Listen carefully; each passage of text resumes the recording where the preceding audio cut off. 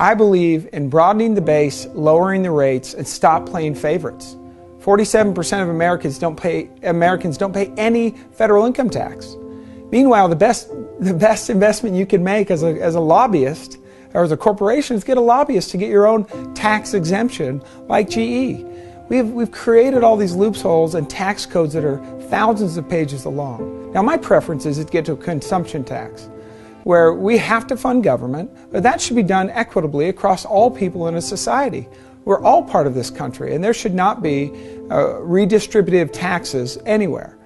So for me, broaden the base, lower the rate, stop playing favorites. That starts with cutting down all the subsidies for different industries, picking winners and losers, making sure that everybody is participating in the funding of our government. I think if everybody was equally paying equally and having an equal voice and understanding that they are contributing as well, we would do things differently. But right now, we have a winner and loser taxation system, and it's not right.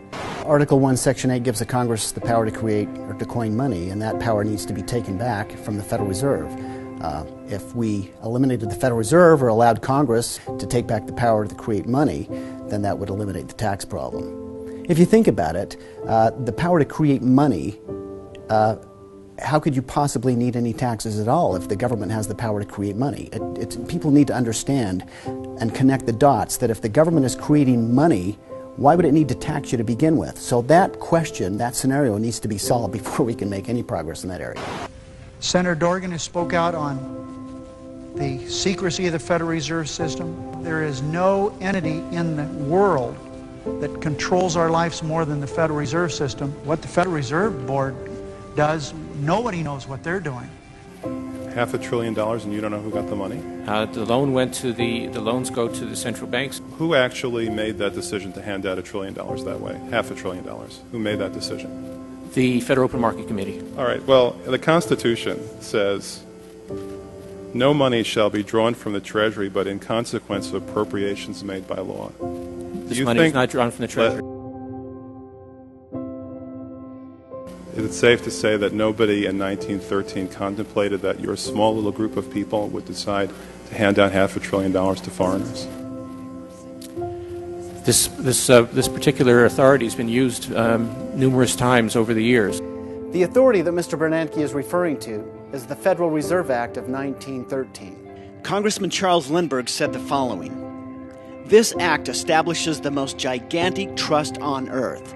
When the president signs this bill, the invisible government by the monetary power will be legalized. The people may not know it immediately, but the day of reckoning is only a few years removed.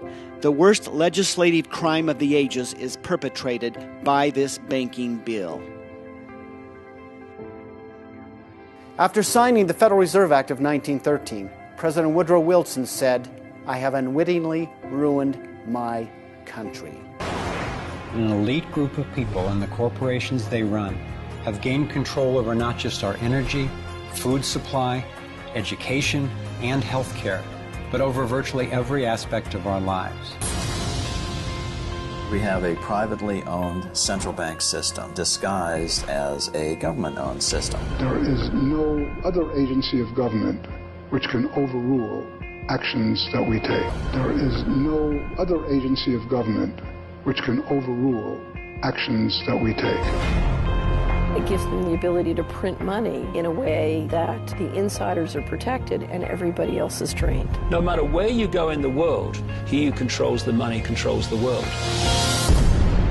Congressman Paul got me really intrigued with the whole the Federal Reserve, and I've spent a substantial amount of time reading about in a subject that I've found to be quite interesting and at the root of a lot of the problems that we have, and I thank you for that. Now, Abraham Lincoln funded the Civil War and government without taxation and without borrowing. In 1861, Lincoln and his Secretary of Treasury, Salmon P. Chase, went to New York to apply for the necessary loans. The money changers, anxious to see the Union fail, offered loans at 24 to 36% interest. Lincoln said thanks, but no thanks, and returned to Washington. Lincoln sent for an old friend, Colonel Dick Taylor of Chicago, and put him on the problem of financing the war. During one meeting, Lincoln asked Taylor what he discovered. Taylor put it this way: "Why, Lincoln, that is easy. Just get Congress to pass a bill authorizing the printing of full legal tender treasury notes, and pay your soldiers with them, and go ahead and win your war with them also." So that's exactly what Lincoln did. In 1862-63, he printed up $450 million worth of the new bills. In order to distinguish them from other banknotes in circulation, he printed them in green ink on the back side. That's why the notes were called greenbacks. With this new money, Lincoln paid the troops and bought their supply.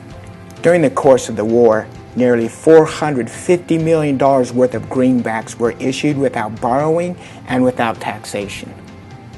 This is how he explained his rationale.